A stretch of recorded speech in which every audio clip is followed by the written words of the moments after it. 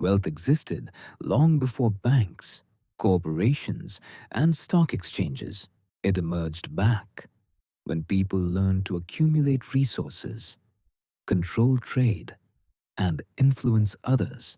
In different eras, wealth took different forms: land, gold, slaves, factories, oil, information, technology. But the essence remained unchanged. Wealth has always been the result of control over scarce resources and the ability to think one step ahead. History shows that wealth never arises by accident. It is the outcome of a certain way of thinking, decisions, and principles that repeat again and again, regardless of time or culture.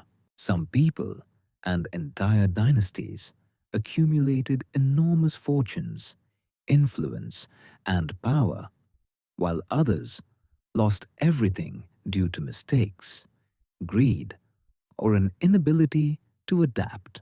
In this video, we will trace how wealth was formed over the centuries, from ancient rulers and merchants to industrial magnates and modern technology billionaires. We will break down not motivational stories, but real mechanisms, mindsets, and the reasons behind both rises and collapses. Wealth in economics. What is capital? Capital is a broad term that can describe anything that provides value or benefit to its owners, such as a factory and its equipment, intellectual property like patents, or the financial assets of a business or an individual. Although money itself can be interpreted as capital, capital is more often associated with cash that is used for production or investment purposes. Overall, capital is a critically important component of running a business on a daily basis and financing its future growth. Business capital can come from a company's operating activities or be raised through debt or equity financing. When budgeting, businesses of all types typically focus on three types of capital: working capital, equity capital, and debt capital. Businesses in the financial sector define trading capital as a fourth component. From an economist's point of view, capital is key to the functioning of any unit, whether that unit is a family, a small business, a large corporation, or an entire economy. Capital assets can be found on both the current and long-term sections of the balance sheet. These assets may include cash, cash equivalents, and marketable securities, as well as manufacturing equipment, production facilities, and warehouse space. In the broadest sense, capital can be a measure of wealth and a resource for increasing it. Individuals own capital and capital assets as part of their net worth. Companies have capital structures that define the mix of debt capital, equity capital, and working capital for daily expenses that they use. How capital is used. Companies use capital to pay for the ongoing production of goods and services in order to generate profit. Companies use their capital to invest in all kinds of things to create value. Labor and building expansion are two common areas of capital allocation. By investing capital, a business or an individual seeks to earn a return that is higher than the cost of capital. Typically, business capital and financial capital are evaluated in terms of a company's capital structure. In the United States, Banks are required to maintain a minimum level of capital as a risk mitigation requirement, sometimes referred to as economic capital, as specified by central banks and banking regulations. Other private companies are responsible for assessing their own capital thresholds, capital assets, and capital needs for corporate investments. Most financial capital analysis for businesses is conducted through a careful review of the balance sheet. Capital is not just money. Capital assets can also include factories, equipment, real estate, intellectual property, and human capital. Anything of value that a business uses to generate profit. Summary: the word capital has several meanings depending on the context. On a company's balance sheet, capital is money available for immediate use, whether to support daily operations or to launch a new initiative. On the balance sheet, it may be defined as working capital, equity capital, or debt capital, depending on its source and intended use. Brokerage firms also refer to trading capital. This is cash available for routine trading in the markets. When economists consider capital, they most often mean cash that is circulating throughout the entire economy. Net worth, what it is, and how to calculate it. What is net worth? Net worth is the difference between what an individual or a company owns and what they owe. It provides insight into financial health and is often used to determine eligibility for certain investments or loans, such as hedge funds, structured products, or alternative investments. Net worth is calculated by subtracting total liabilities from total assets. Assets minus liabilities equals net worth. An asset is anything you own that has monetary value. Liabilities are obligations that drain financial resources. These include loans, accounts payable, and mortgages. Net worth can be characterized as positive or negative. Positive net worth means that assets exceed liabilities. Negative net worth indicates that liabilities exceed assets. A positive and growing net worth reflects good financial health. A declining net worth is a cause for concern, as it may signal a reduction in assets relative to liabilities. The best ways to improve net worth are to reduce liabilities while assets remain unchanged or increase in value, or to increase assets while liabilities remain unchanged or decrease. The mindset and behavior of wealthy people. Our level of prosperity is largely determined by our mindset. The way we think directly affects our chances of becoming wealthy. So what kind of mindset does a rich person have? In the past, when society was clearly divided into nobility and common people, wealth was mostly determined by origin. Moving from a lower class to a privileged one was almost impossible. In the modern world, such limitations no longer exist. In an era when a child blogger can become a millionaire, complaining about a lack of opportunities is simply ridiculous.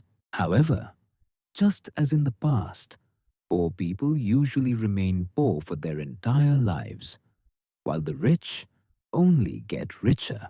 Today, though, it is not the social system that prevents people from getting wealthy, but what researchers call the poor mindset.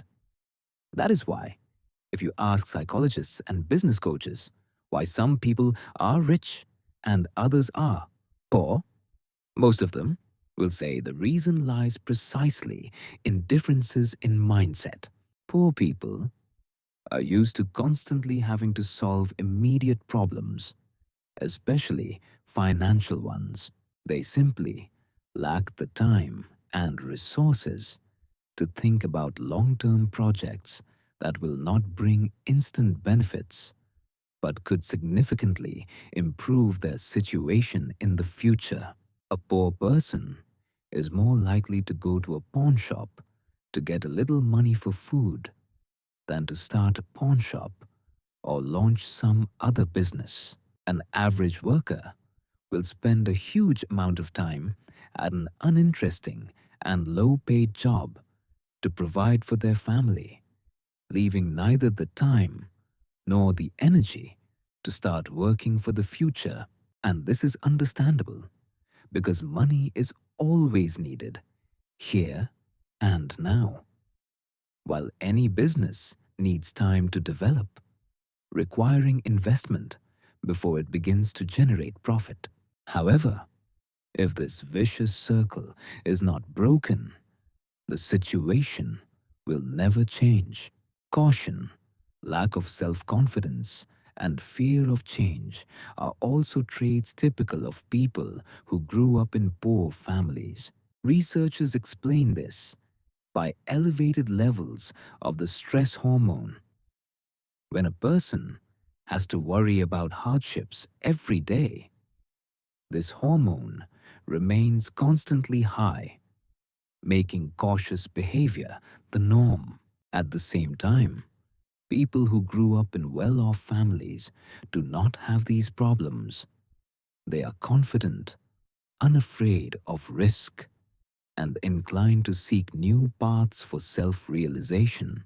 Therefore, to develop the mindset of a wealthy person, one must fight stress by all means and work on self-confidence.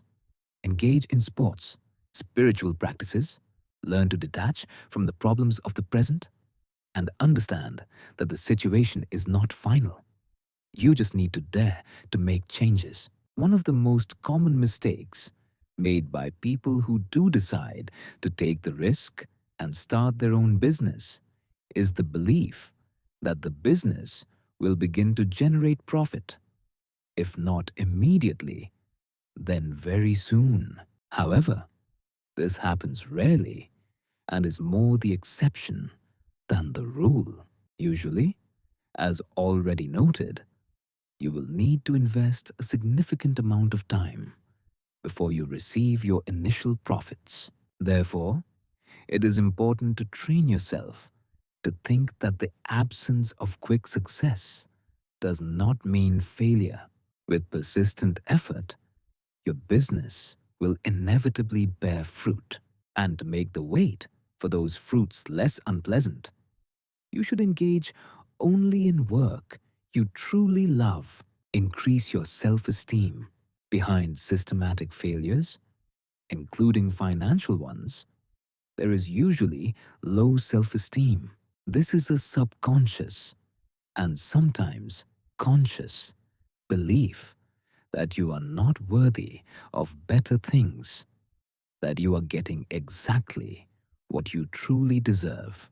Resisting this mindset becomes harder the longer a person has lived in poverty. As a result, a person stops even noticing opportunities to improve their situation, to apply for a better job, to demand higher pay for their work, or finally, to start working successfully for themselves. Good opportunities simply pass such a person by.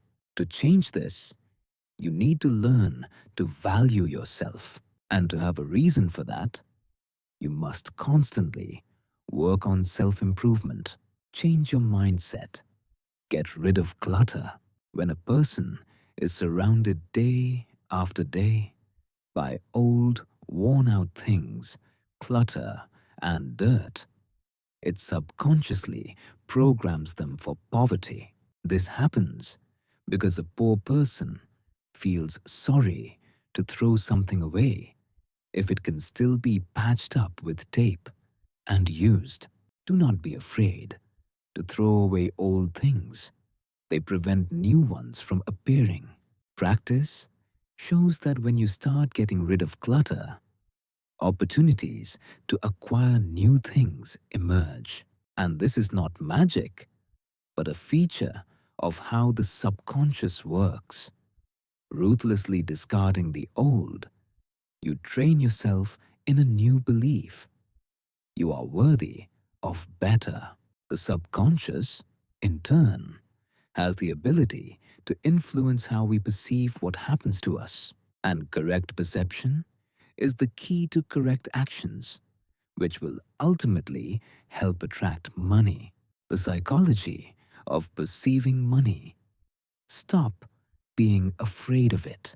Yes, you may be afraid of money without even realizing it. Moreover, this fear may have deep historical roots. The thing is that during the formation of modern spirituality, what is called the axial age, a kind of split of reality into the material and spiritual worlds occurred.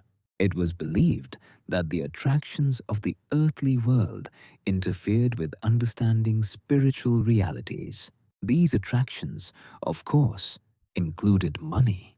Later, so-called non-dual spiritual teachings emerged, which claimed that since the material world is a manifestation of the divine world, it cannot be evil. However, the original attitude of disdain for everything earthly, including money, became deeply rooted in the subconscious of humanity. Much like generational trauma takes root, it must be fought in the same way as all subconscious beliefs, by persistently changing them and training oneself to adopt more constructive ones. For example, that money is an important element of the material world, a natural part of God's creation, worthy of respect. Of course, it should not be placed above spiritual values, but to treat it with contempt means to disregard the Creator. Against procrastination, even the ancient poet Hesiod considered procrastination one of the main obstacles on the path to wealth. Empty granaries belong to those who are too lazy to work and who love to put things off forever. Wealth is granted through diligence, he wrote. Procrastination is terrible, not only because we lose invaluable time, miss deadlines, and fail to complete, or sometimes even start, important tasks. Unlike rest, during which we gain energy for achievements, during procrastination, we instead lose energy through pangs of conscience, complaints, and stress that develops from unfinished work. To fight this phenomenon, it is worth realizing and constantly reminding yourself that life is not infinite. Moreover, although it is longer than that of our ancient ancestors, it is still painfully short. Unfortunately, we mostly remember this only when facing death. If, however, we do this constantly, life will become more conscious and effective.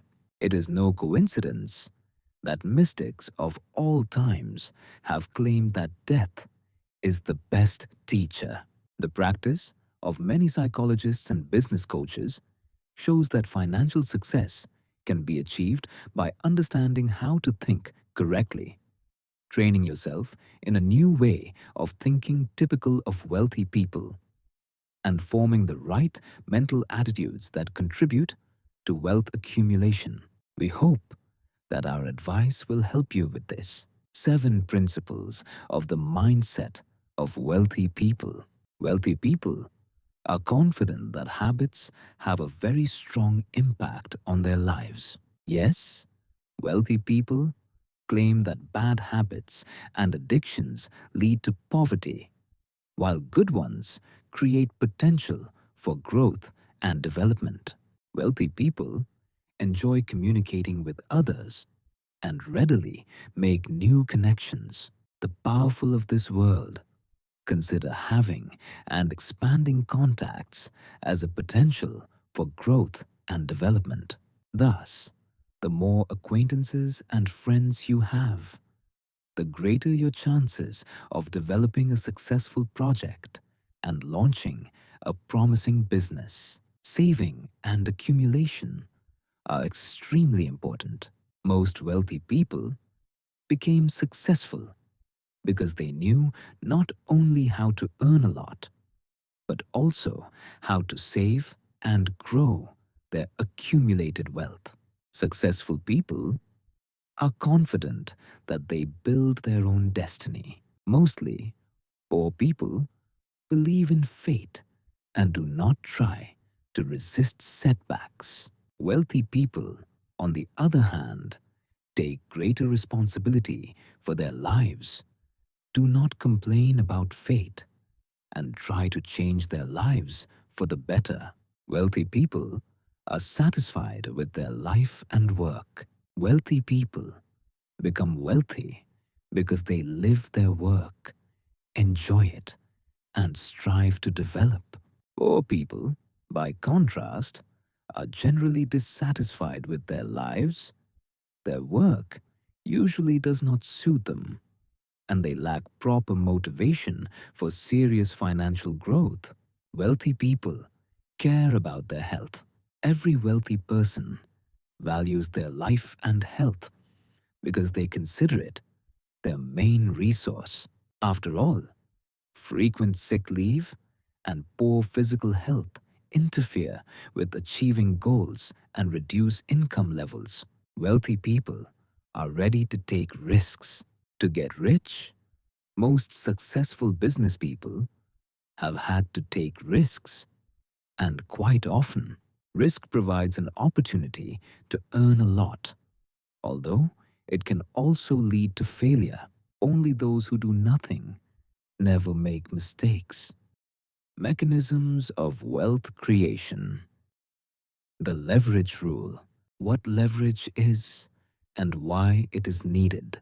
The financial market is characterized by a multitude of processes and participants in various transactions. If there is a plan to earn money in such a market, it is worth immediately finding out what financial leverage is. In simple terms, it is a financial instrument that helps increase potential profit. Usually, the concept of what leverage is helps companies earn money, and less often individuals. In general, every beginner investor should learn what financial leverage is. After all, thanks to this process, it is possible to earn good money. So, it is an instrument that can only increase potential profit. That is, no one gives any guarantees. With its help, it is possible to achieve higher returns than if only one's own funds were used. However, financial leverage also carries certain risks that are important to understand and take into account. If we analyze the theory, leverage is translated as a lever. In investing, such a lever helps achieve a greater effect with smaller investments. In simple terms, leverage is the ability to take more than you have. In reality, this process is not so simple. Such an instrument does not have to be used, but by understanding it, one can use it to earn good money on stocks or assets. Financial leverage can be useful in various situations. It is often used in business, in the stock market, and even in personal finance to increase capital. Every year, the functionality of this instrument expands. How leverage is most often used today. First of all, It is about increasing income. Such an instrument allows investing more funds, which can lead to greater profit. Also, thanks to leverage, one can expand their business. Companies can use borrowed funds to finance their projects. This instrument helps optimize taxes. Interest on loans can often be written off as expenses, which reduces the taxable base. Overall, it is more of an opportunity for investing. Leverage allows investors to use less of their own funds while participating in large projects. Thanks to this functionality, several types of leverage can also be distinguished. Usually, everything depends on the conditions under which such an instrument is needed at all. So, which types of leverage are the most popular today? The so-called operating type. It is associated with a company's fixed costs. The higher the fixed costs, the higher the operating leverage. There is also the financial type. It involves the use of borrowed funds, such as loans or bonds, to finance activities. The mixed type. It combines both operating and financial leverage. Each of these types has its own characteristics and advantages. How is such leverage usually calculated? For these purposes, there is a simple formula. It is usually used for different types of leverage. To do this, you need to take into account the ratio of total capital to equity. In general, there may be different formulas that consider various factors. It is best to do this based on the capital of each individual company. It is also worth mentioning the advantages of this instrument right away. What are they? To quickly increase profit. With successful investments, leverage allows you to obtain high returns. Through this instrument, it is possible to save funds. It is an opportunity to use less of your own money to achieve the same goals. To simplify the process of paying taxes. Interest on loans can be accounted for as an expense, reducing the taxable base. However, this process also has its drawbacks. First of all, we are talking about losses. If an investment turns out to be unsuccessful, losses may exceed the invested funds. It is also necessary to take into account debt payments. Credit obligations can increase the financial burden on a company. Leverage also creates dependence on credit. A company may become dependent on creditors' terms. In addition to the downsides, specific risks must also be considered. Financial leverage can both bring significant profit and lead to large losses. What risks should be paid attention to? An increase in losses. In case of failure, losses increase in proportion to the amount of borrowed funds. The risk of bankruptcy also increases significantly. With large debts, a company may face financial difficulties up to bankruptcy. Market conditions may also change. Economic changes can affect investment returns and increase the cost of servicing loans. All these risks must be taken into account in order not to lose profit. Such an instrument is quite popular and can be useful for many companies. Who it will definitely be useful for? Large companies. They use leverage to finance projects, purchase equipment, or expand their business. Such an instrument is also needed in the stock market. Traders and investors use margin accounts to increase potential returns. Leverage is also useful in the real estate sector. Buying property on credit is a form of leverage. since the borrower invests a small amount of their own funds and borrows the rest from the bank.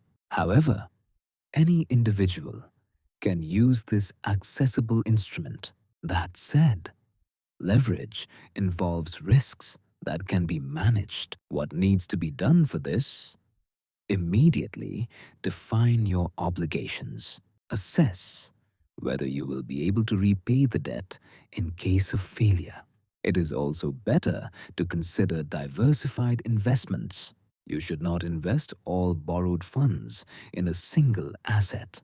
The level of such an instrument can also be controlled. Do not exceed the optimal level to avoid excessive burden. You can also monitor the market itself. Changes in interest rates and the economic situation can affect the cost of borrowed funds. Overall, financial leverage is an effective tool for increasing returns, but it requires a competent approach and conscious risk management. By using leverage, companies and investors can achieve more with lower costs, but the risk of losses also increases. Now, let's talk about accumulation. Accumulation is the process of collecting and storing resources or valuables for their future use, consumption, or investment.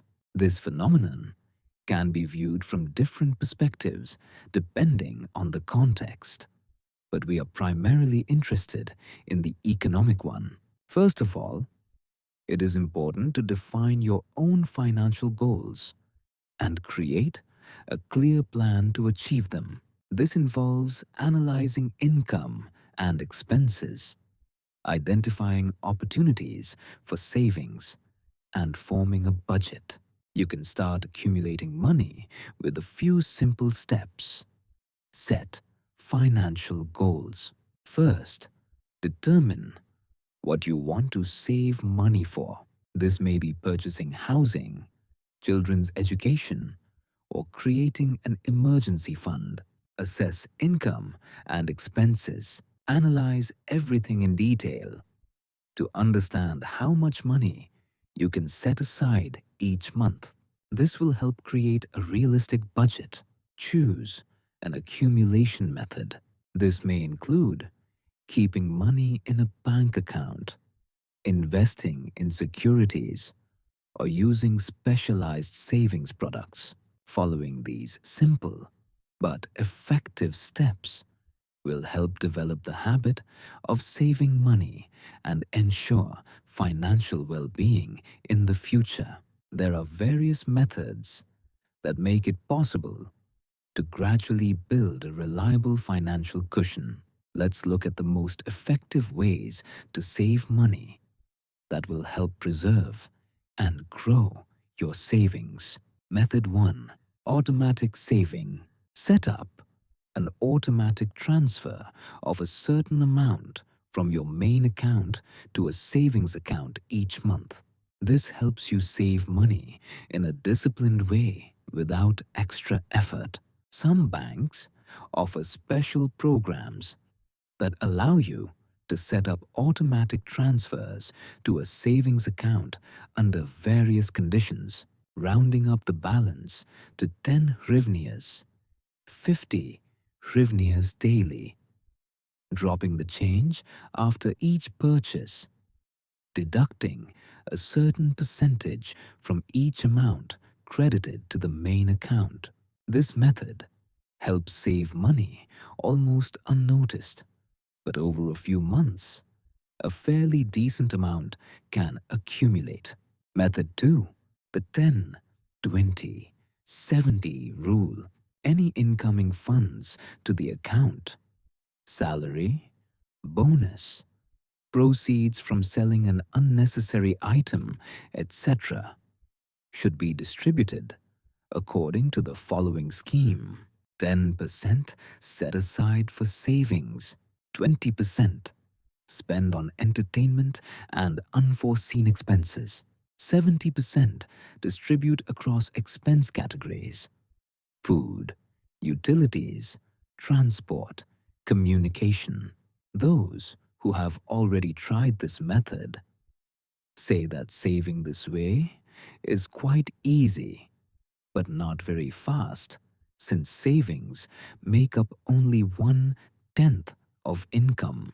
Other schemes are also based on this principle: 20, 30, 50, where 1/5 of income is saved, or 20/80, in which nothing is allocated for entertainment and unforeseen purchases. Method 3. The envelope method.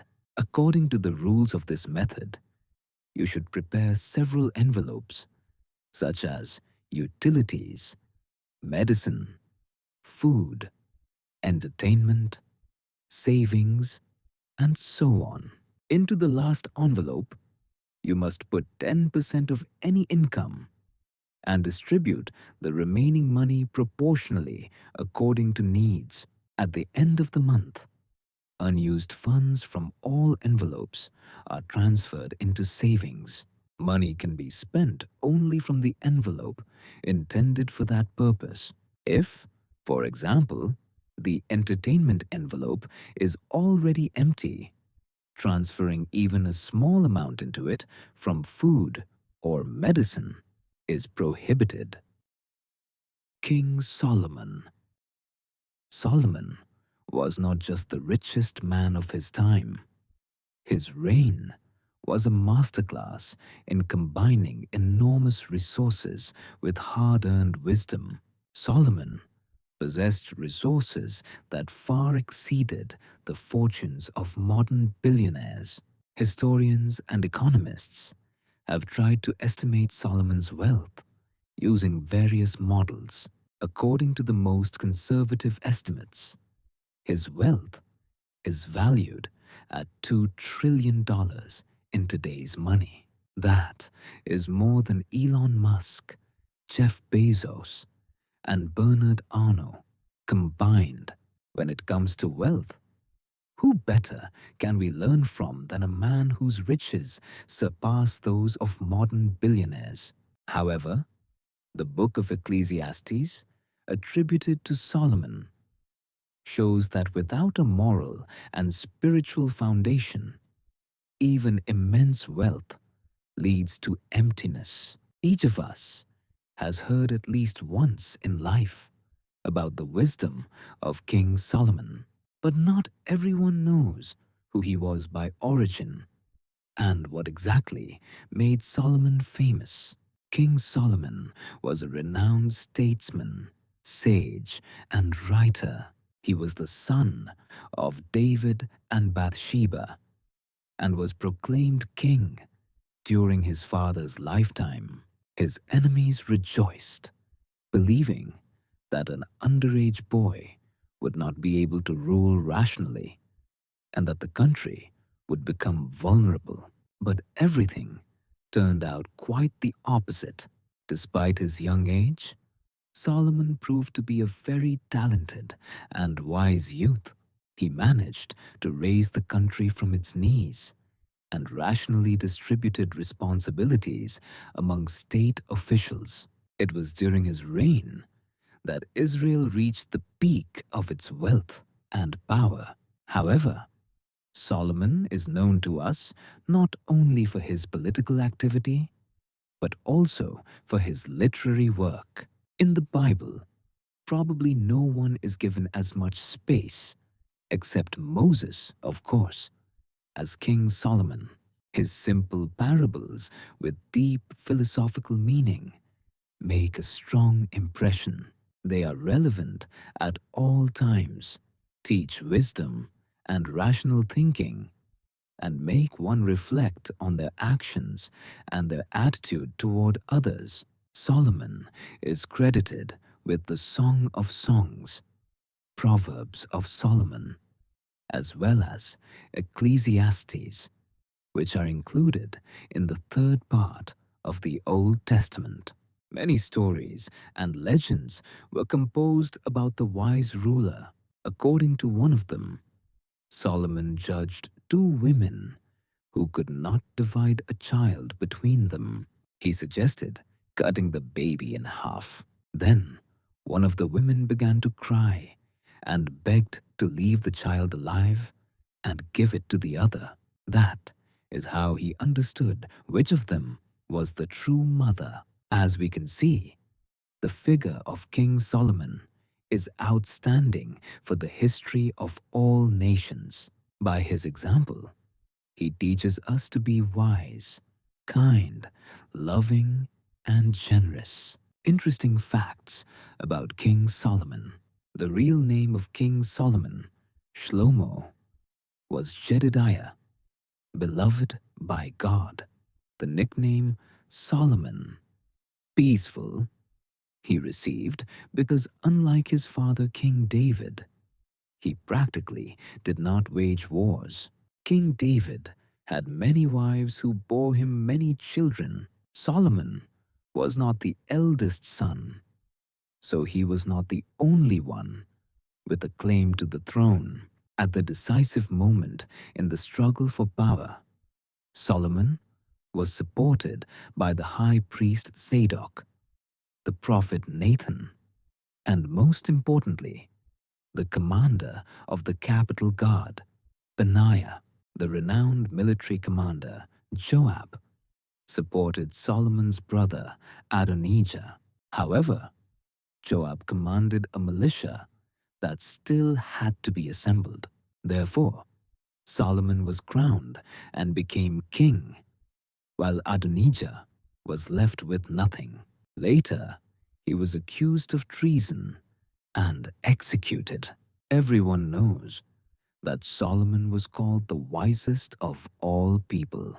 According to legend, he first proved his wisdom when God offered him any gift of his choice. And Solomon asked for wisdom. The main work of King Solomon's life was the construction of the Jerusalem temple, which lasted many years. When the temple was completed, the king recited a special prayer in which he asked God to listen to everyone who would come to the sanctuary, Jews and non-Jews alike.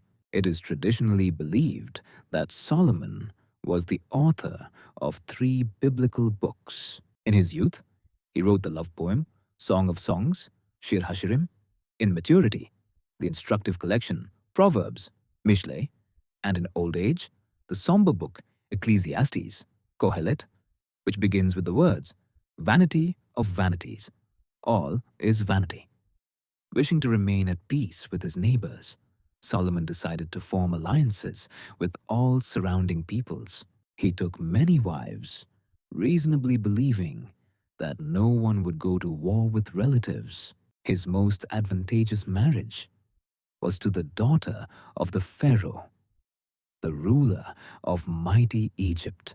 However, polygamy played a cruel joke on Solomon. Solomon's wives included idol worshippers, and indulging them, the king built numerous pagan shrines for them, which he himself regularly visited.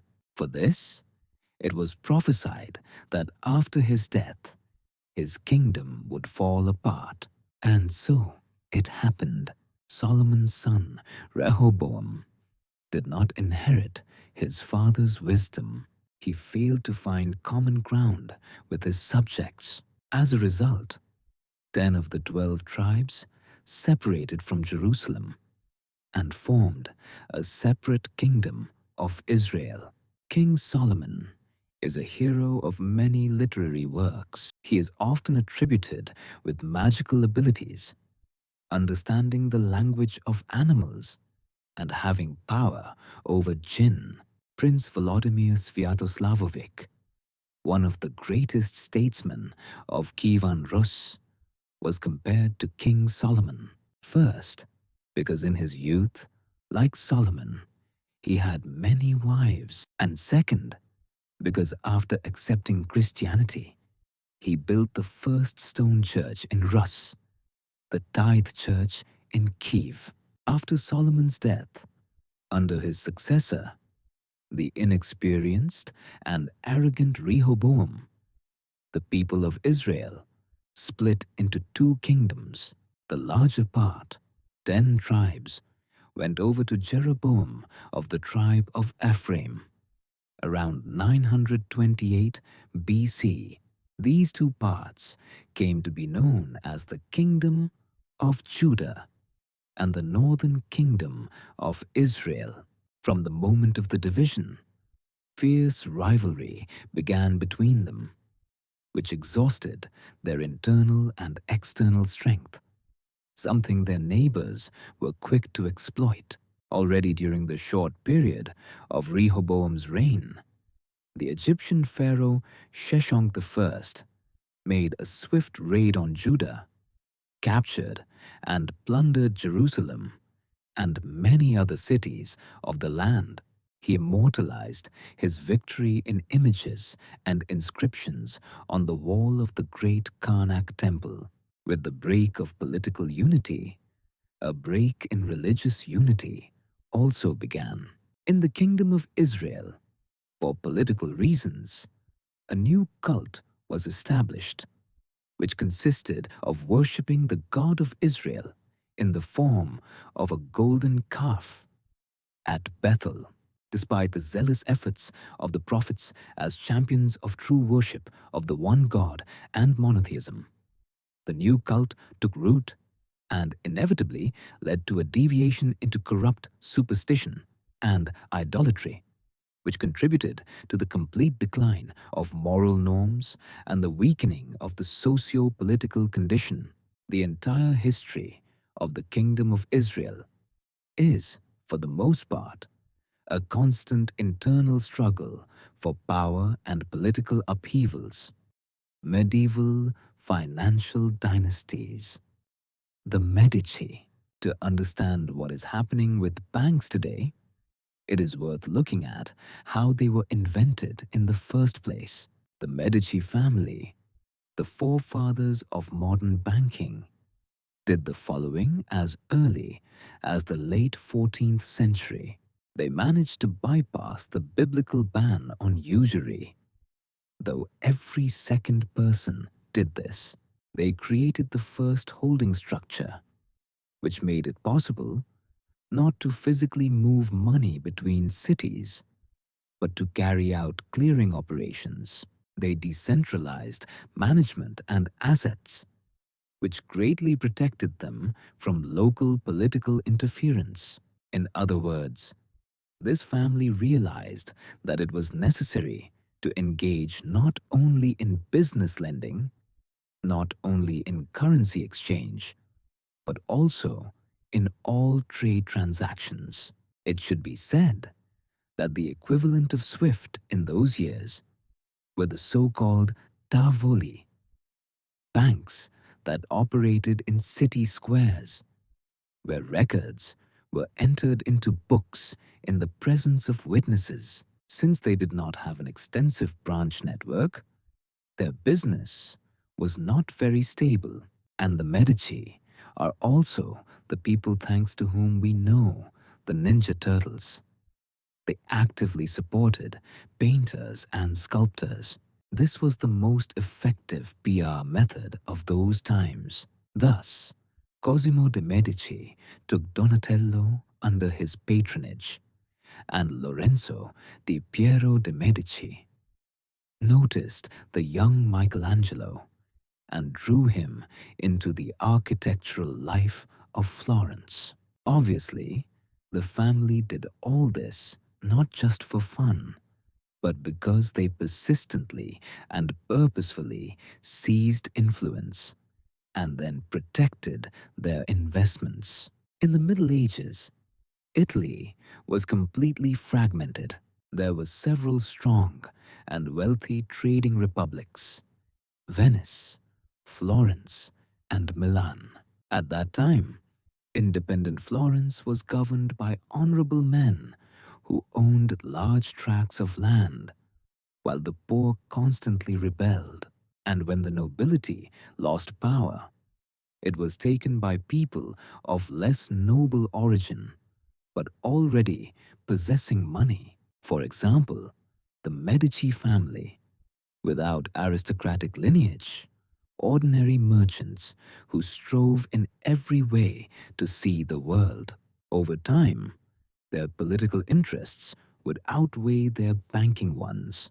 In the 12th to 13th centuries, representatives of the Medici clan were elected 4 times to the position of Gonfaloniere, the official responsible for overseeing the observance of laws and the collection of taxes in Florence. They were twice expelled from the city because of a failed conspiracy involving the poor and the Ciompi revolt. However, they had many allies and political connections, and this exile did not last long. In the 14th century, the rise of the Medici family began. Giovanni di Bicci de' Medici became the head of the family and took charge of the banking branch in Rome, which he inherited from his uncle Vieri de' Medici. Later, he opened a branch in Florence and was elected to the post of Gonfaloniere. It was Giovanni who invented the banking system that later spread throughout the world. And thanks to their financial wealth, members of the Medici family gained the political power in Florence that they so strongly desired. Giovanni de' Medici was trained in the Roman branch under his uncle Vieri de' Medici. At that time, Vieri had branches in Venice, Genoa, and Rome. These were separate companies with their own accounting and managers, and in order to manage a branch, it was necessary to contribute one's own share to the bank's capital. That is, to become a junior partner. The first 2 branches existed for a relatively short time, unlike the Roman one, where Giovanni took the position of manager. After the death of Vieri de' Medici, Giovanni became the head of the bank, and on October 1st, 1397, he opened the main office in Florence, which was a commercial and financial center. This date is considered the founding date of the Medici Bank. Gradually, the banking network expanded, and branches were opened in Venice, Naples, and Gaeta. This not only increased the inflow of depositors, but also made it possible to keep money in the bank with the option to withdraw it at any branch. Another major center of trade, but already outside Italy, was Geneva. Therefore, in order to increase income from exchange operations, Giovanni opened the first European branch there in 1426. But Giovanni de' Medici's main goal was to become the papal banker, since the Catholic Church controlled large financial flows. Thus, in 1410, Giovanni took a risk and lent Baldassare Cosa 12,000 florins to pay for the position of cardinal. After the death of Giovanni de' Medici in 1429, the well-functioning bank passed into the management of his son, Cosimo di Giovanni de' Medici. But in 1433, envious rivals accused Cosimo of treason and exiled him from Florence for 10 years.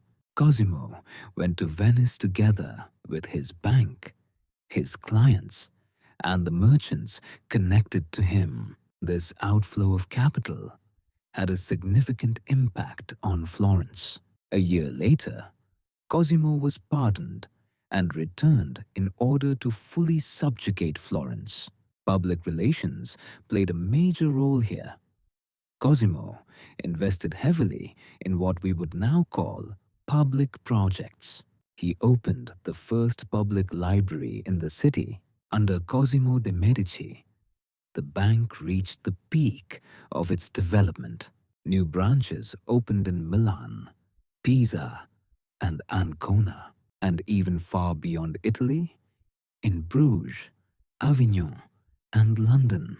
Now merchants who shipped their goods from London to Florence could receive payment at the London branch after delivery. This ensured the security of trade transactions. Cosimo made the system very large scale. The Medici Bank began lending to dukes and kings and participating in Mediterranean trade. Thus, the gold florin spread throughout Europe and became a world currency. Under Cosimo, the network expanded and became difficult to control. Due to delays in communication, people were needed who would make the right decisions while defending the bank's interests. Cosimo found such people with difficulty. Architecturally, the system was gradually approaching the limits of manageability. The second problem was overleveraging. The bank had more money outstanding than depositors had actually placed into it. That is, if a significant share of depositors had come to withdraw their money, the bank would have collapsed immediately. However, due to geographic dispersion, such a scenario seemed unlikely. Nevertheless, the number of stuck loans kept growing, and the portfolio was coping worse and worse. What Cosimo failed to take into account was that loans do not simply drive the market, but can also influence the economy as a whole. Another reason for the Medici Bank's problems was a low reserve ratio. According to research by Raymond Deruva, the bank issued more loans than it held in demand deposits. Easy loans made from depositors' money flooded cities and devalued the currency, triggering inflation. The bank gradually accumulated what we would now call technical debt. All of this was supposed to be fixed by Giovanni, Cosimo's son, but he died before his father. He was the only one in the family, besides Cosimo, capable of seeing the situation strategically. After Cosimo's death in 1464, the banking business gradually moved toward bankruptcy. Another son, Piero di Cosimo, the Guti, became the head of both the bank and Florence itself. With the emergence of unprofitable branches, Piero tried to steer the situation back on course. He recalled all the small loans that his father had issued and reduced the issuance of new ones. But these efforts proved unsuccessful since he did not control the execution of these orders. In 1469, Piero died, and the bank was inherited by his son, Lorenzo the Magnificent. He received the nickname the Magnificent precisely because of his passion for the arts. Lorenzo himself wrote poetry and prose and spent enormous sums on the improvement and decoration of Florence. In fact, thanks to Lorenzo, the Renaissance began. He was a cunning and firm politician. On the one hand, he headed the bank, and on the other, he effectively ruled the city. And then, the moment came when the interests of the bank and the interests of Florence no longer aligned. For the first time, the Medici Bank refused to provide money to the Pope so that he could not appoint his relative to govern a small city near Florence. The Medici themselves claimed it. In response, the Pope withdrew all his funds from the bank and supported the Pazzi conspiracy against the Medici in 1478, as a result of which Lorenzo's brother Giuliano died, while Lorenzo managed to escape. But the Medici influence in Florence was so great that the people stood up for Lorenzo and executed all the conspirators. The Pope was not harmed. The Medici's enormous desire for power transformed banking activity. A bank that began as a bench on which a money changer placed his coins grew into a worldwide network. Of course, it was not only the Medici family that influenced banking as we know it today. However, their significance for medieval Europe cannot be overstated, and they rightfully belong on the list of bankers who changed the world. Industrial magnates of the 19th century. Standard Oil of John Rockefeller. The Standard Oil Company operated from January 10th, 1870 to May 5th, 1911. It was founded by Rockefeller, Andrews, and Flagler by consolidating fragmented oil production enterprises. The leading figure among the three was John Rockefeller. Under his leadership, Standard Oil bought up unprofitable oil companies that were on the verge of bankruptcy, not without Rockefeller's own involvement, and therefore cost very little. Within 10 years, Standard Oil accounted for 95% of oil refining in the United States, and in 1882, it became a monopolist in the oil market. It included 20,000 oil wells and 5,000 tank cars. The company employed 100,000 people. In 1904, a court case began accusing Standard Oil of market monopolization. As a result, the company was forcibly broken up into 38 smaller entities. This is how ExxonMobil, Chevron, and many other companies were born. Rockefeller received controlling stakes in each of them. Reasons for success. Personal qualities of the leadership. Rockefeller, already in his youth after the Civil War, traded wheat, salt, and pork. Being a pedant, by the age of 26, he had studied the intricacies of marketing, technology, and standardization in the oil business. Henry Flagler was a pirate in the oil industry and had a talent for acquiring companies. Andrews intuitively sensed which petroleum products would be in demand in the future. The ability to negotiate and bribe the right people.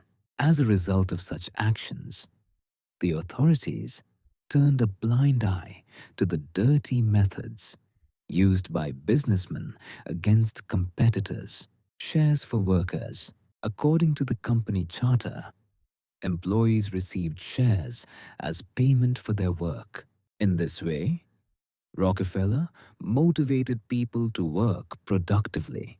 Transportation policy. Rockefeller realized that it was more profitable not to extract oil, but to refine and transport it. He controlled railroad transportation, manipulating competitors and destroying them.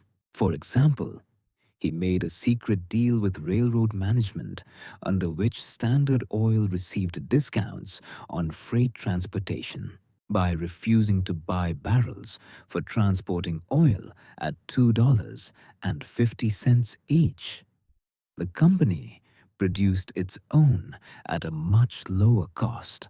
When competitors built an oil pipeline, Rockefeller installed 4 more alongside it and lowered the transportation price. As a result, the competitor went bankrupt and its pipeline was bought out by the enterprising businessman. In addition, the company built railroads, providing transportation services cheaper than competitors.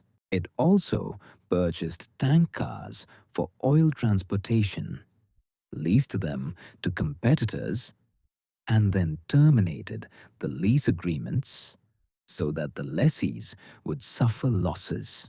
Through transportation manipulations, the company earned unprecedented profits and absorbed competitors. Andrew Carnegie's steel empire. Every business is unique, yet the principles that led multimillionaires to success a century ago can be applied to building business models in 21st century Ukraine as well. Although Andrew Carnegie is not as well known as Henry Ford or John Rockefeller, he rightfully occupies a place in the top league of American entrepreneurship of the 19th century, thanks to his innovation and ambition. Carnegie's ideas, thoughts, and approaches continue to influence the business world to this day. Andrew Carnegie, a multimillionaire and steel industrialist, was born on November 25, 1835, into the family of a weaving craftsman from the Scottish countryside. The Industrial Revolution in the early 1840s undermined the family's financial situation. By 1848, the father's weaving business had become unprofitable, and the income was not enough even for basic needs, let alone for the education of the children. The mother had to combine work with homeschooling for Andrew and his brother Thomas. In search of a better life, the Carnegie family decided to leave everything behind and try their luck in the new world, moving to relatives in the United States. To improve the family's financial situation, Andrew sacrificed his education and took on any job he could find. The future multimillionaire managed to try himself as a boiler room assistant, a bobbin tender at a textile factory, and a telegraph messenger. In 1851, 15-year-old Carnegie worked as a telegraph operator at the Ohio Telegraph Company with a salary of $25 per month. Phenomenal progress, considering that his first wage was just over $1.20 per week.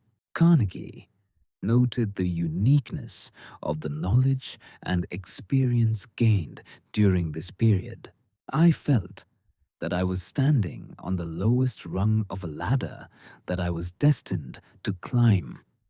The businessman later admitted experience working at the telegraph company allowed Andrew to get a position at the Pennsylvania Railroad as an assistant to Executive Thomas Scott in 1853. Andrew's enterprising mind quickly understood the role of the railway system as the infrastructural foundation of the rapidly growing U.S. economy. In addition to the need for network expansion, passenger comfort also had to be improved. So in 1856, Carnegie persuaded his manager to purchase sleeping cars for the Pennsylvania Railroad, receiving 1/8 of the shares in return. A year later, Andrew Carnegie and Thomas Scott invested $1,220 in shares of the transportation company Adams Express, which provided freight services, an industry that was actively developing during the country's expansion. Successful deals formed a habit in the entrepreneur. Carnegie repeatedly invested in stocks, mortgaging his house and personal funds. The businessman's intuition prompted the then head of the Western Division of the Pennsylvania Railroad, Andrew Carnegie, to purchase, in partnership with friends, a plot of land with oil production prospects. having bought a farm for $40,000 in 1863. Just 10 years later, the partners could receive $5 million for it. The investment paid off with an annual profit of $1 million. The American Civil War triggered rapid growth in the railroad industry. Transporting weapons, soldiers, and food supplies was a vital element of the North's military strategy. A turning point for the already successful Carnegie came during the post-war Reconstruction period. Andrew noticed the rising cost of metal needed for rebuilding railroads, having clearly defined the industry for himself. In 1865, Andrew Carnegie resigned to pursue his own metal production business. As early as 1875, the businessman launched his first steel mill producing iron rails with a monthly profit of $11,000. The success of one enterprise prompted Carnegie to acquire several more old plants. By investing in modernization, Carnegie increased the production capacity of the factories.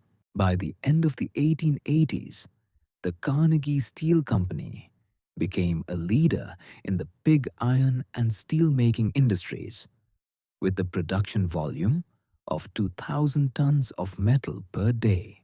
In 1900, the company's share of rail production in the United States reached 26.3%, with revenues of $40 million. A year later, the company ceased to exist after merging with other market leaders. The new company, U.S. Steel, became the first in U.S. history to exceed a capitalization of $1 billion. Principles of the magnate philanthropist. The 1901 deal became a brilliant conclusion to Carnegie's career and allowed him to devote himself to philanthropy. The multimillionaire adhered to the principle that an industrialist's life consists of two parts: accumulating wealth and distributing it for good purposes. Well-thought-out investments in emerging markets and vital sectors, timely business modernization, and an understanding of the value of teamwork made Andrew Carnegie the greatest businessman of the 19th century, who shaped the culture of large-scale entrepreneurship.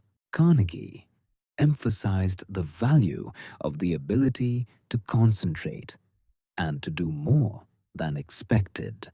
The leitmotif of the entrepreneur's books was the principle: do it here and now. Make a specific plan of action to achieve what you desire and act immediately, whether or not you feel ready to carry it out. Repeated the Steel King, Andrew Carnegie. The story of Jay Gould. America was built by very vivid personalities. One of them was Jay Gould. It is hard to find a person who was despised more than he was. He was even given a nickname, the Mephistopheles of Wall Street. He made his fortune on railroads, and he did it in ways that were illegal, even by the standards of his time. Why even? Because it was a completely different era with different norms and laws. Even the very concept of law at that time mattered only for those who had money.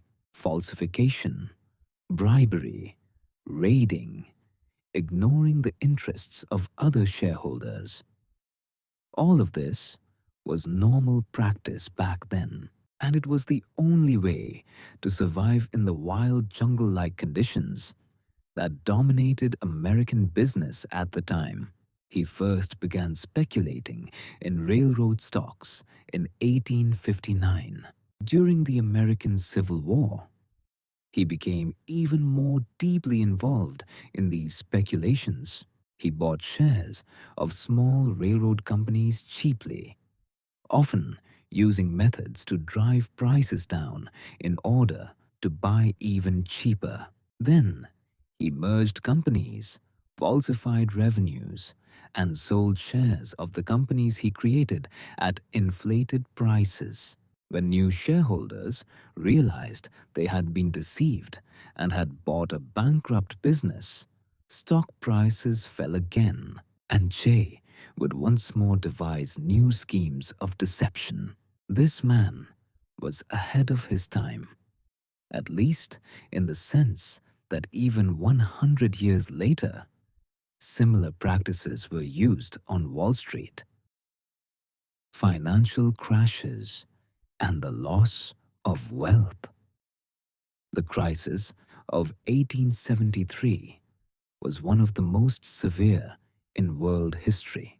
The rise in the stock market price of nickel in 1873 is strikingly similar to today's AI frenzy, where Nvidia shares have already surpassed Apple and Microsoft in value.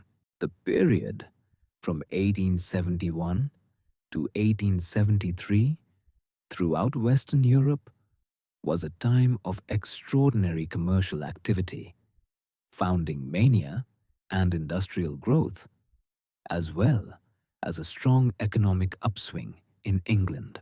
The crisis of 1873 was the result of an unrestrained founding frenzy in many European countries when, for example, in Prussia alone, more enterprises were established in just 3.5 years than in the previous 70 years.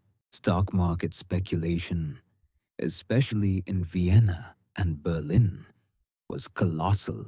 The history of company foundations and share issues from 1870 to 1873 was described as unprecedentedly enormous, brazen, sophisticated, intense, and previously unseen fraud. In terms of the damage it caused and its overall consequences, the crisis of 1873 was greater and more destructive than all previous catastrophes. Major changes, including those connected with the preceding crisis. By that time, significant changes had occurred on the political map of Europe, at the center of which a powerful German empire had emerged, having defeated first Austria and then France. Its economic development and policies now became leading factors in the life of Europe and the world as a whole for a long time. The most immediate economic consequence was the influx of French billions paid as war indemnities, which intensified the founding boom in Prussia and Germany as a whole. At the same time, the resource base of France, deprived of the iron ore of Alsace and Lorraine, deteriorated. However, in France itself, it was precisely in the 1870s that the role of industrial investment noticeably increased. The end of the US Civil War and the weakening of the political power of the former Southern plantation owners gave new momentum to the development of the United States.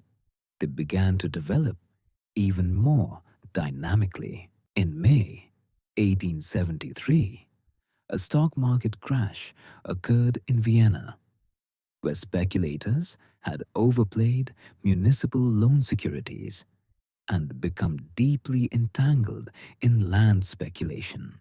The number of land plots used as objects of speculation in Vienna was so large that their actual development would have taken many decades. Within a few days of panic, more than 300 firms went bankrupt, and stock prices fell by half as a result. A great deal of German capital was tied up on the Vienna Stock Exchange, which accelerated the stock market crash in Germany that followed. The value of German shares fell by 46%. This was followed by an industrial crisis, which primarily struck heavy industry.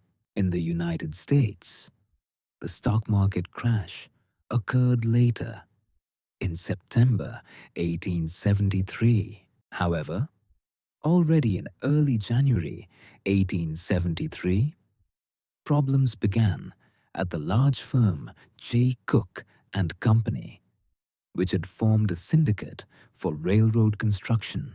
Due to the oversaturation of European stock exchanges with securities, which indicated extreme overheating of the economy and financial markets, this syndicate, even with the help of the Rothschilds, was unable to obtain the necessary loan secured by its own securities. The companies within the syndicate found themselves in a difficult situation, and eventually bankruptcies began among them. When even the most solid firm, J. Cook and Company, suspended payments, panic broke out on American stock exchanges. Brilliantly described in Theodore Dreiser's famous novel, The Financier. The downturn in America lasted quite a long time. In particular, railroad construction declined for 4 years, and steel production decreased for 3 years. The number of bankruptcies was enormous.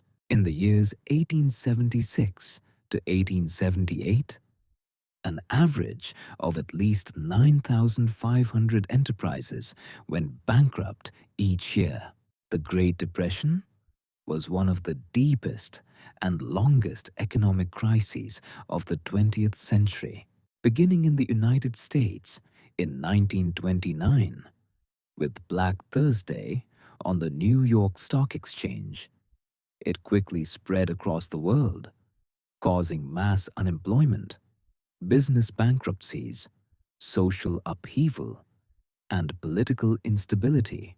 Causes. During the prosperity of the 1920s in the United States and other developed countries, there was excessive growth in the production of goods that was not supported by corresponding demand. This led to the accumulation of huge inventories of unsold products and, as a result, to falling prices and profits. The causes of the Great Depression remain the subject of scholarly debate. However, most economists agree that the crisis was caused by a complex of interrelated factors. Great inequality in income distribution led to a decline in aggregate demand. Wealthier segments of the population spent only a small portion of their income, while poorer segments did not have sufficient funds for consumption. The rapid growth of the stock market in the 1920s was based on speculative operations and was not supported by real economic growth. Panic on the stock exchange and mass selling of shares led to a market collapse and a loss of investor confidence. The American banking system was insufficiently regulated. Mass bank failures led to a contraction of the money supply and intensified the economic downturn. Protectionist policies aimed at shielding national producers from foreign competition restricted international trade and reduced the efficiency of the global economy. Overproduction of agricultural goods and falling agricultural prices led to the ruin of many farmers and a reduction in agricultural output. The stock market collapse triggered a banking crisis, as many banks had invested their clients' funds in stocks. Bank failures led to a contraction in lending, which in turn deepened the decline in production and employment. Reduced production led to falling household incomes, which further weakened demand. This vicious cycle resulted in a deep and prolonged depression. Who suffered? The United States, the country where the crisis began, suffered the most. The unemployment rate reached 25%, and industrial production fell by nearly half. European countries, especially Germany and Great Britain, were also severely affected. In Germany, the economic crisis worsened the political situation. The crisis affected most countries of the world, causing mass poverty, hunger, and social unrest. Millions of people found themselves on the brink of survival. Homelessness and malnutrition became widespread. In a number of countries, mass protests and strikes took place. The economic crisis contributed to the rise of nationalist and extremist sentiments. Tulip mania. In the 17th century, the Dutch were seized by a fever. They began trading tulip bulbs, hoping for huge profits. This phenomenon became known as tulip mania. But was this parable of greed really so terrible? Fading in comparison with the scale of modern obsession with Bitcoin. What is any object worth? An ounce of gold, a kilogram of apples, one share of apple? There is one simple answer to this question. The value of an object is the price assigned to it on the financial market. But sometimes prices soar too high, and a so-called economic bubble arises. The greatest bubble of all time was described by Gordon Gekko, a character in the film Wall Street. Money never sleeps. In the first decade of the 17th century, the Dutch inflated the price bubble so much that for the price of a single bulb, one could buy a fine house overlooking a canal in Amsterdam, he said. And then the crash happened, he added. People suffered financial ruin.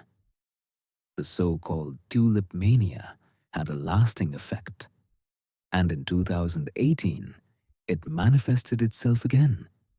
Bitcoin was on everyone's lips, having set a record in November of the previous year.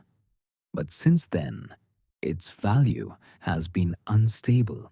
Skeptics believe that such a dizzying rise in the price of a digital currency, a commodity with no real intrinsic value, has all the hallmarks of tulip fever. Technology billionaires. Elon Musk.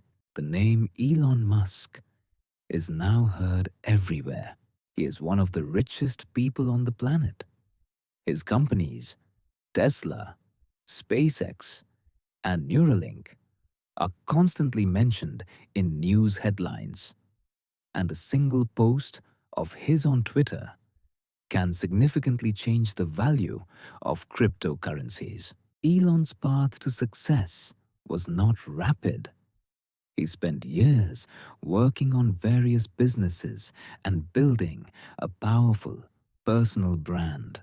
Like other successful people, not all of his decisions were successful, and not everyone is enthusiastic about his activities. Nevertheless, Elon Musk is one of the most prominent entrepreneurs of our time and continues every day to change our perception of space and technology. We will tell the story of Elon Musk, about his path to success and his current projects. Elon Musk was born in 1971 in South Africa. His mother, May Musk, is a well-known model of Canadian origin. She and Elon's father had two other children as well. His parents divorced early, and Elon later cut off communication with his father, describing him as the most terrible person one can imagine. At an early age, the boy developed an interest in computers.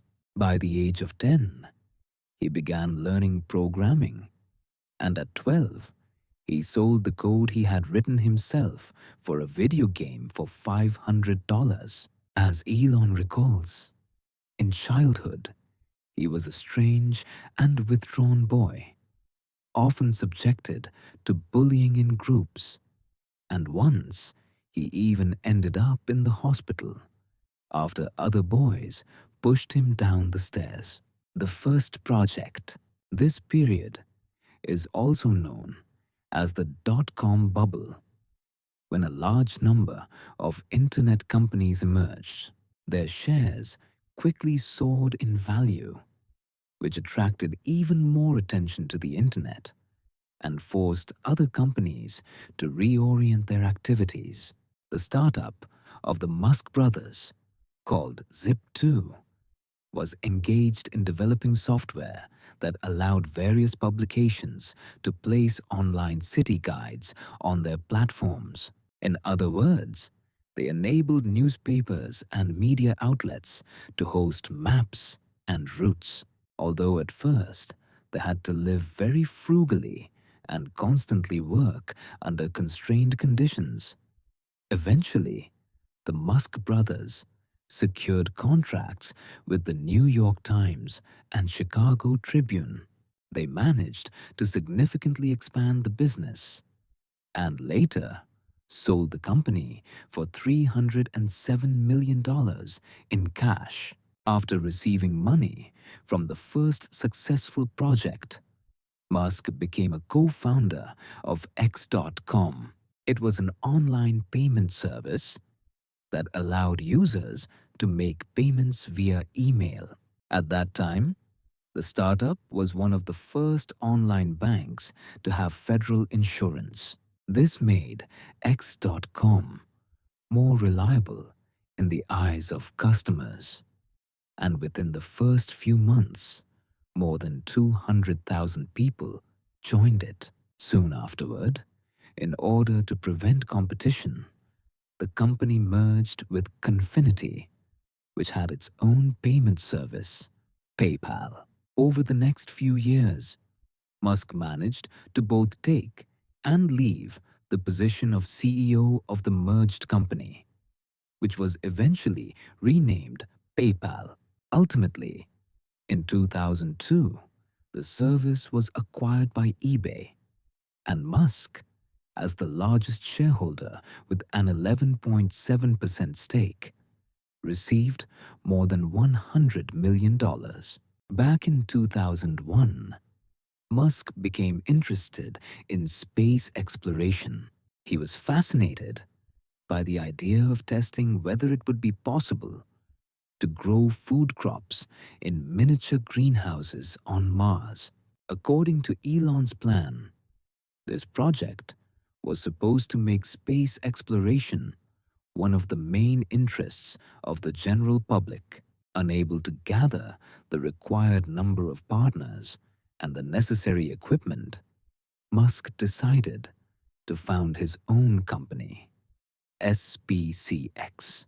The main idea of the company was to enable the future colonization of Mars by reducing the cost of space transportation. SpaceX began developing spacecraft.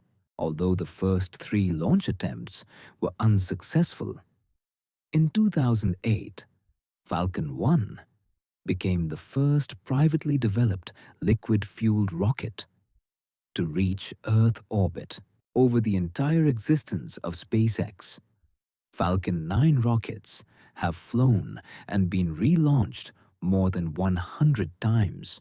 Tesla, the electric vehicle company, Tesla, was founded in 2003 by Martin Eberhard and Mark Tarpenning. Soon afterward, Elon Musk became one of the company's investors. and later the chairman of the board and an official co-founder.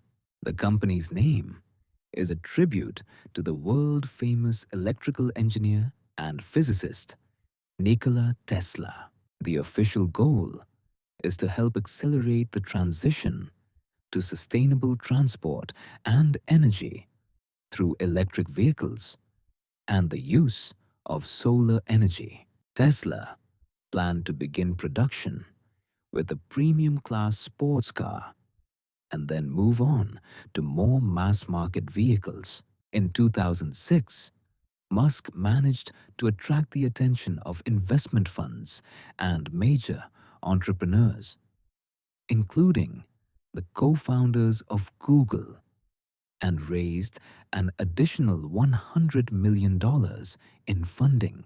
Thus, Tesla began production of its first model, the Roadster. In July 2017, Tesla began selling the Model 3 sedan, and in 2019, the new Tesla Model Y electric vehicle was introduced. Although the cars, by concept and price, are not designed for the mass consumer, thanks to their environmental concept and successful branding, Tesla enjoys popularity all over the planet. They are actively purchased and serviced even in countries where the company has no official representation. Interestingly, unlike most automakers, Tesla does not sell cars through independent dealers. Tesla showrooms serve only a demonstration function, and a car can be purchased through the Tesla website. Despite his status, Musk does not have the reputation of a typical, serious, and constantly busy rich person. He has always been open about his views and interests to the public and has communicated with the media in an informal manner. Once, during the recording of Joe Rogan's podcast, Elon even smoked a marijuana joint, which caused a public stir. In the United States and around the world, the public perceives Elon Musk more as a celebrity than as a businessman, billionaire, or inventor. The Amazon empire. When Amazon began its operations in 1995, it was a website that sold only books. Today, Amazon is the most valuable company in the world and the largest e-commerce marketplace. Over the years, Amazon has turned into a global dominant force across all digital sectors. The company is engaged in video streaming via Amazon Prime, has the Amazon Music service, the Amazon Kindle e-reader, and the Audible audiobook service. Amazon also has its own publishing house. Amazon subsidiaries produce hardware and encompass major internet platforms such as Twitch.tv and IMDb. Amazon was created by American entrepreneur and longtime head of the company Jeff Bezos.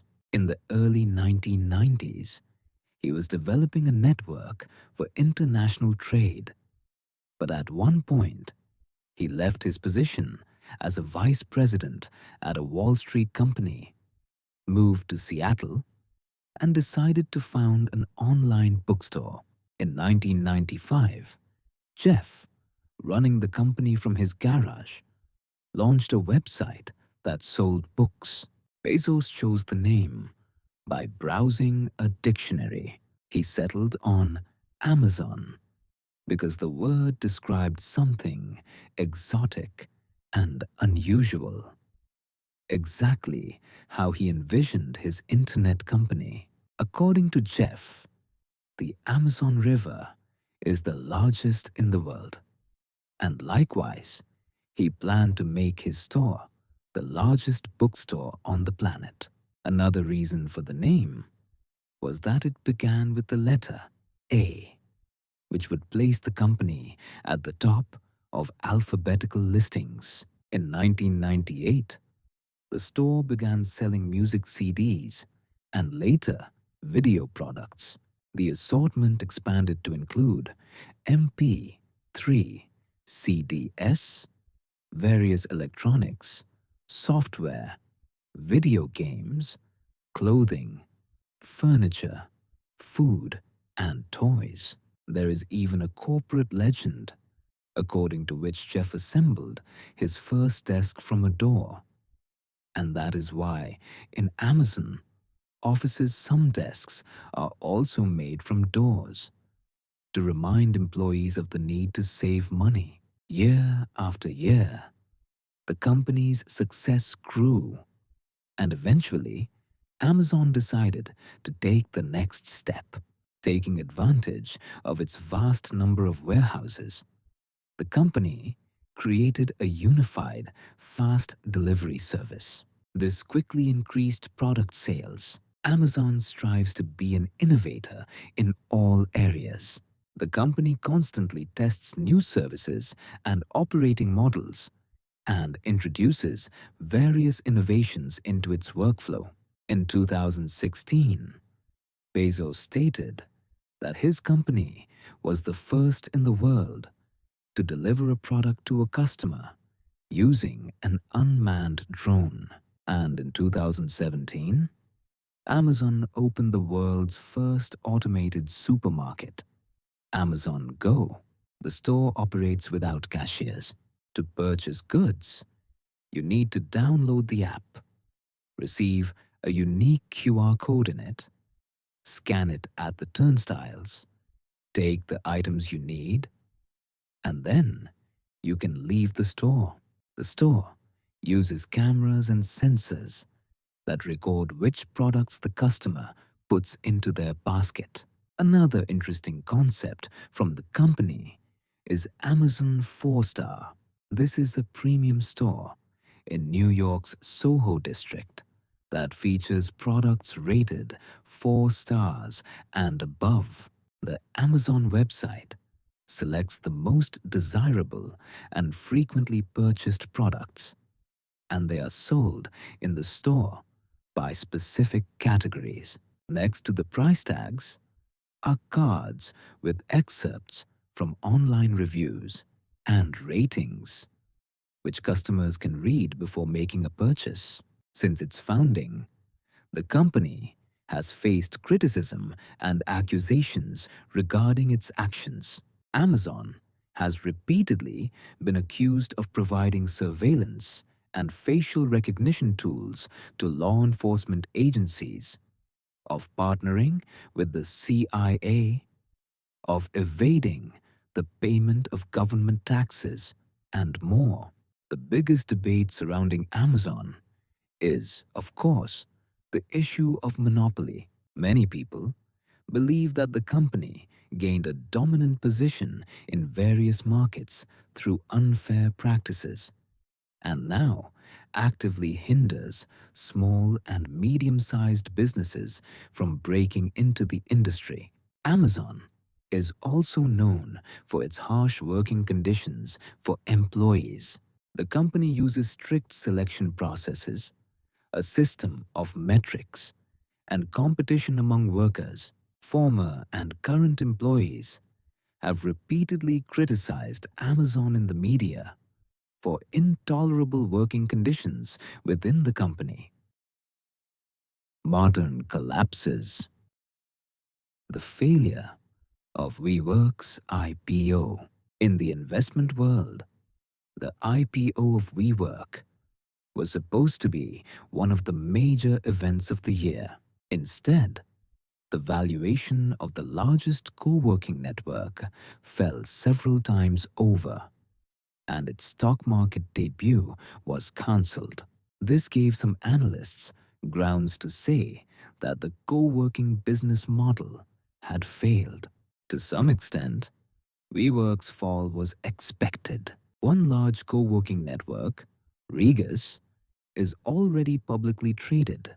When WeWork was preparing for its IPO, Regis's market capitalization was about $3 billion. WeWork was twice as large in scale and growing twice as fast. According to analysts' estimates, the company should have been worth $10 to $12 billion, 3 to 4 times more expensive than Regus, adjusted for WeWork's unprofitability.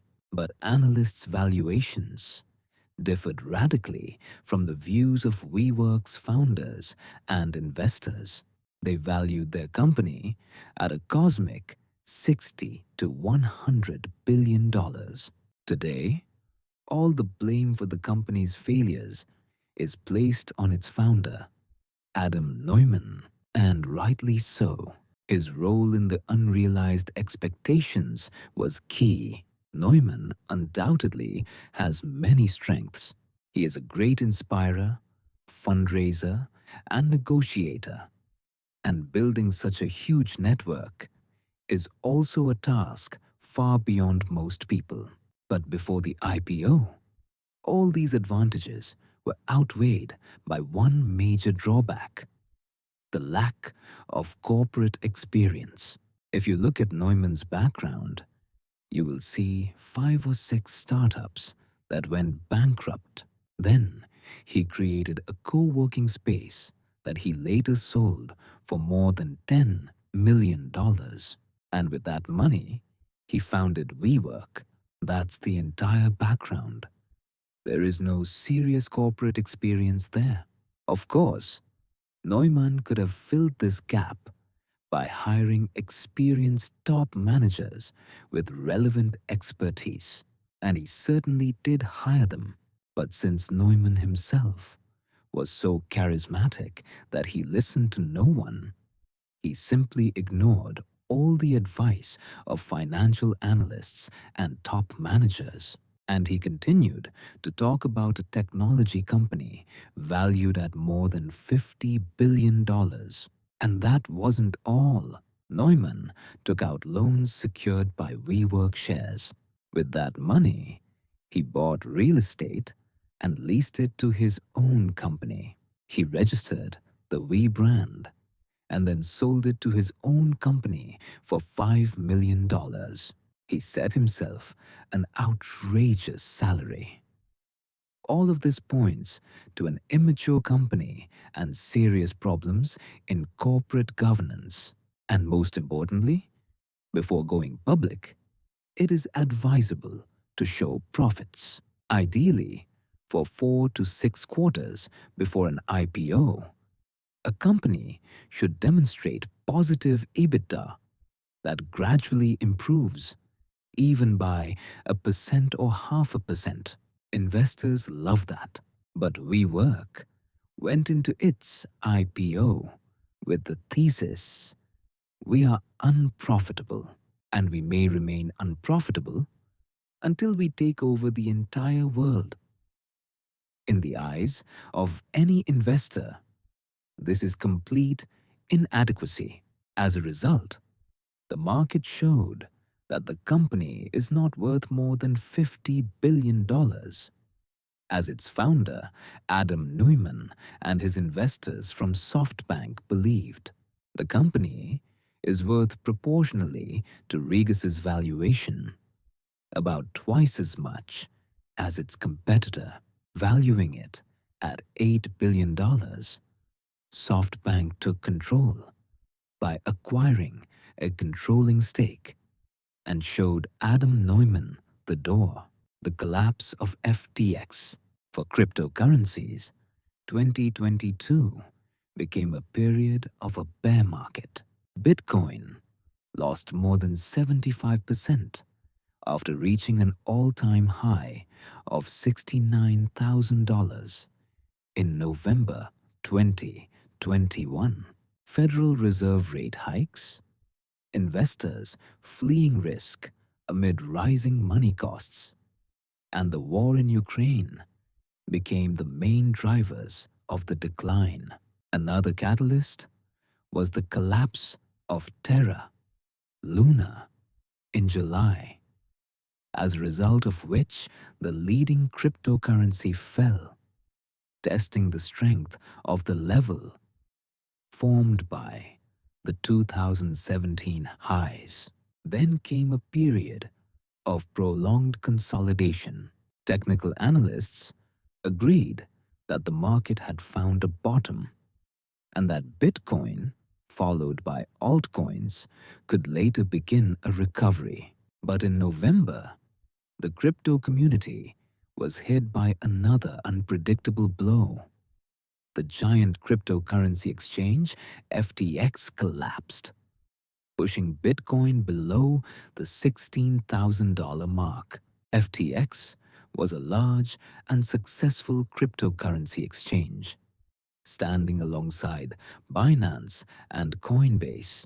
During the bear market, it itself became a spazina for many projects that faced difficulties and were acquired. FTX was headed by its founder, Sam Bankman-Fried. In the crypto community, he is known as SBF, a young billionaire whose brainchild at the beginning of 2022 had more than 1 million clients, while his personal net worth exceeded $25 billion. The exchange was perceived as a reliable and successful company. Bankman-Fried had connections in the US, Congress, and among regulators, while the exchange's investors included major global companies such as BlackRock, SoftBank, Sequoia, and others. Everything collapsed literally in an instant. In early November, alarming news began to emerge, and on the 8th, SBF's wealth fell to less than $1 billion after users began massively withdrawing funds. The cause of the collapse is said to be poor financial management, namely the use of client funds in another Bankman-Fried project, the firm Alameda Research. The first warning signs began to appear on November 2nd. One cryptocurrency publication released an investigation stating that Alameda Research was essentially a bubble with no reliable assets. The article said that most of its assets consisted of FTX's own token. That is, the exchange itself created an asset backed by nothing and recorded it as part of the capital of Alameda Research. US legislation considers such operations illegal, but at that time, the investigation passed largely unnoticed by the market. The next step in this story belonged to a competitor, the cryptocurrency exchange Binance and its owner, Changpeng Zhao, CZ. On November 7th, news broke that Binance, which held FTX's native token FTT, intended to sell it after the investigation revealed that it was merely hot air. That was when the turmoil began. In order not to shake the market, Alameda offered to buy back the token from Zhao, but he had already sold it for more than $500 million, crashing its price. Following this announcement, other holders of FTT joined in, creating an avalanche effect. Since SBF, who was frantically searching for a way out and for someone who could provide him with funds to cover an $8 billion hole, failed to find a new creditor, the exchange collapsed. Earlier, however, Binance had announced a possible acquisition, but later, on November 10th, it backed out of the deal, citing the results of its review of FTX's financial condition. There is an opinion that the catalyst for FTX's collapse was a joke made by SBF about the head of Binance, and since CZ is rumored to be vindictive, he did not miss the opportunity to take revenge. At one point, SBF wrote a post on Twitter addressed to CZ, inviting him to the US Congress to participate in discussions on regulation issues. He ended the message with a remark and an emoji. If you're even allowed in there. It is assumed that this was precisely why the head of Binance publicly announced the sale of tokens for a large amount, effectively triggering the collapse process. Problems for Bankman-Fried began shortly after his cryptocurrency exchange, FTX, collapsed in November. The exchange filed for bankruptcy, and soon afterward, several charges emerged. For some, the exchange was just as questionable as any other business, especially given the lack of a real reserve and backing. Later, on December 9th, Bankman-Fried was charged in federal court in New York, and 3 days later, he was arrested. Authorities in the Bahamas detained SBF at the request of U.S. prosecutors. Common principles of all eras. Risk management. Project managers are people. Like most other people, they often associate risk with bad things. Even highly qualified managers ignore the possibility that an opportunity can arise from a risk event. Successful project managers do not simply try to reduce risk. Instead, they analyze it and consider what steps need to be taken to turn risk into an opportunity. For example, if a major risk threatens one of your current projects, you may decide to postpone it and redirect resources to a more promising endeavor. The first step in a risk management plan is identifying the risks that may affect the project.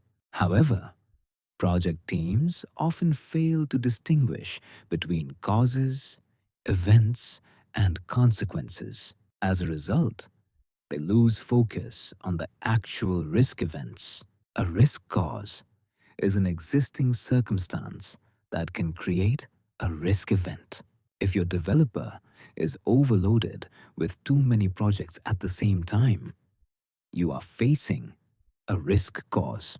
Meanwhile, risk events are events that may or may not occur as a result of a risk cause. In the example above, an overloaded developer may fail to give your project proper attention, or they may successfully balance their workload. A risk consequence is the outcome of a risk event. In this case, the event is the failure of your project because the developer did not pay sufficient attention to it. Clearly, defining these elements of risk will help you accurately determine what needs to be managed. After identifying all project risk events, the next step is to classify them by probability. Risks with a high probability should be addressed before project execution. Some project managers deliberately underestimate risks to avoid attention and protect their perceived reliability. The problem with underestimating probability is obvious. Your team may fail to take appropriate measures to reduce this probability, and the project may end in failure. Control of scarce resources. The idea that natural resources are inherently scarce is often presented as an objective fact.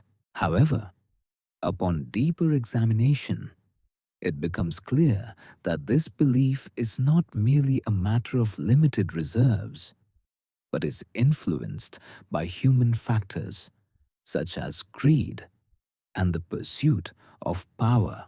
The perception of resource scarcity is often manipulated to control access and maintain monopolies, rather than reflecting true limitations in availability. The concept of resource scarcity has long been an integral part of both economic theory and public discourse.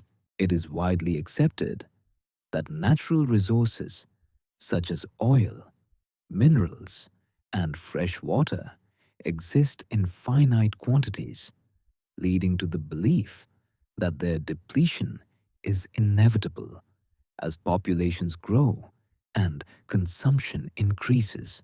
This assumption underpins policies, economic models, and even geopolitical strategies, where competition for resources is often portrayed as a zero-sum game.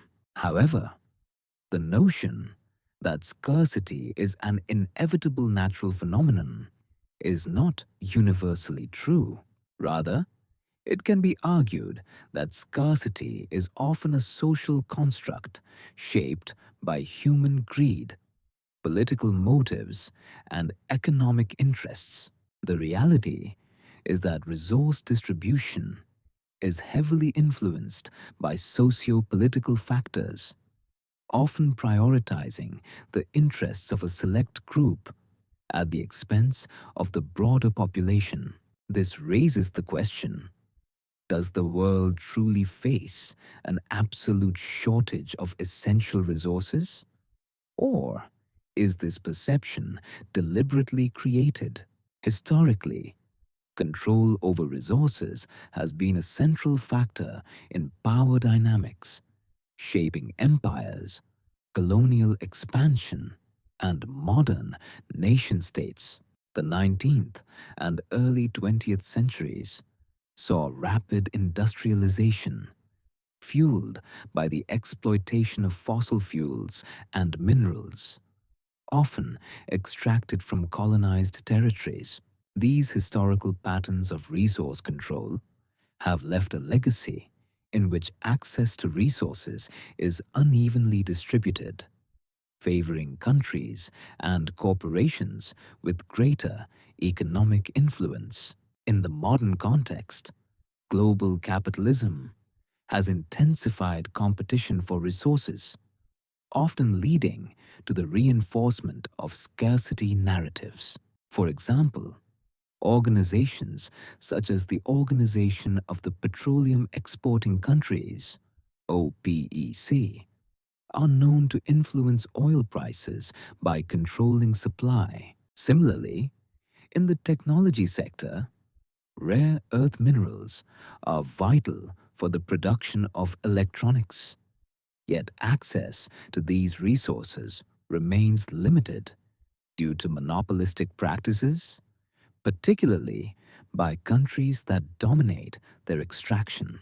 One of the most striking examples of awareness of resource scarcity is the oil industry. Although advances in extraction technologies, such as hydraulic fracturing and offshore drilling, have significantly increased the availability of oil reserves, the narrative of limited supply is maintained to justify high prices. OPEC, in particular, uses production quotas to influence market prices, demonstrating how scarcity can be strategically manipulated. Control over resources often serves as a means of consolidating power. Transnational corporations and influential governments use their control of resources to maintain their influence at both domestic and international levels. The creation of artificial scarcity not only leads to higher prices, but also restricts competitors' access, reinforcing monopolistic dominance. If this video helped you look at money, wealth, and power differently, write in the comments which story era, or character impressed you the most? Leave a like if the format was truly useful, and subscribe to the channel so you don't miss new in-depth breakdowns of business, finance, great rises, and painful collapses. Also, write in the comments what the next video should be about. We'll definitely take the most interesting ideas into work. See you very soon.